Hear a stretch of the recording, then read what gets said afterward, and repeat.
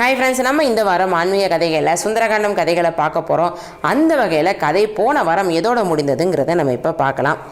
கிங்கரசேனையில் இருந்து அச்சகுமாரன் வரைக்கும் உயிரிழந்ததை தெரிஞ்ச இந்திரஜித் அப்பா மேலே கோபமாக இருந்தாலும் அந்த குரங்கை நான் பிடிக்க போகிறேன் அப்படின்னு கிளம்புறாரு.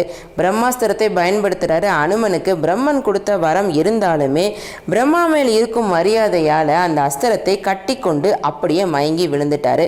சங்கிலியால் கட்டி லங்கா நகரம் வழியாக கூட்டு போய்கிட்டு இருக்காங்க அனுமனை.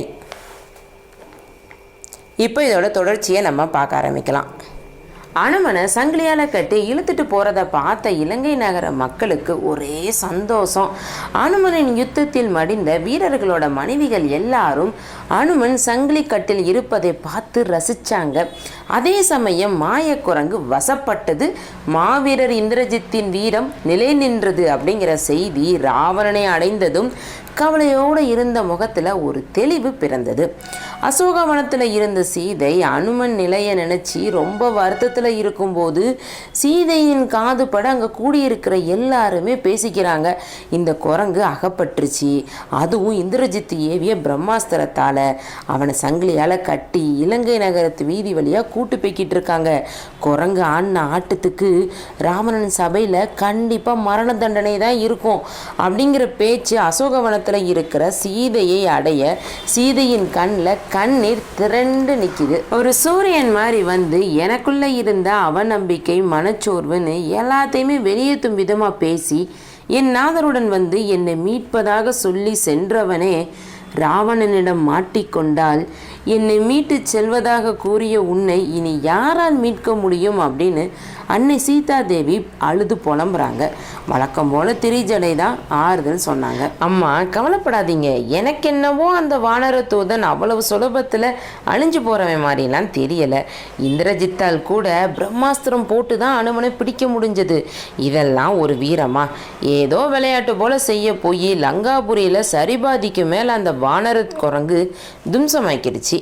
இதுவே விபரீதமானா என்னன்னாலும் நடக்கலாம்.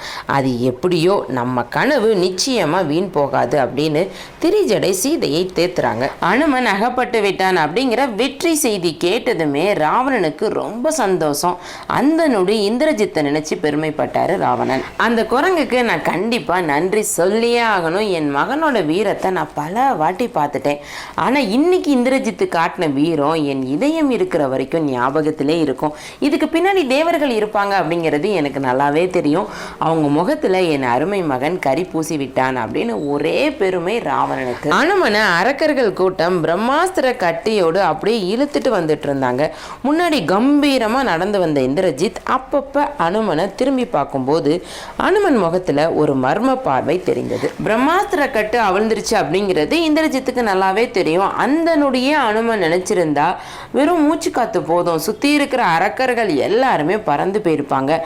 ஆனா இந்த சங்கிலிக்குள்ள அமைதியா வர்றதுக்கு காரணம் என்ன அப்படின்னு இந்திரஜித்து யோசிச்சுட்டே வராரு. ஹாய் ஃப்ரெண்ட்ஸ், உங்களுக்கு இந்த வீடியோ பிடிச்சிருந்தது அப்படின்னா உங்கள் ஃப்ரெண்ட்ஸ் கூட ஷேர் பண்ணுங்கள். சுந்தரகாண்டம் கதைகளை முழுவதுமாக தெரிஞ்சுக்கணும் அப்படின்னா ஒன்றுமே இல்லை, டிஸ்கிரிப்ஷனுக்குள்ளே ஃபுல் லிங்க் இருக்குது, போய் பார்த்து தெரிஞ்சுக்கோங்க. அப்படியே விருதை பொண்ணு சேனலை சப்ஸ்கிரைப் பண்ணிடுங்க. நன்றி, வணக்கம்.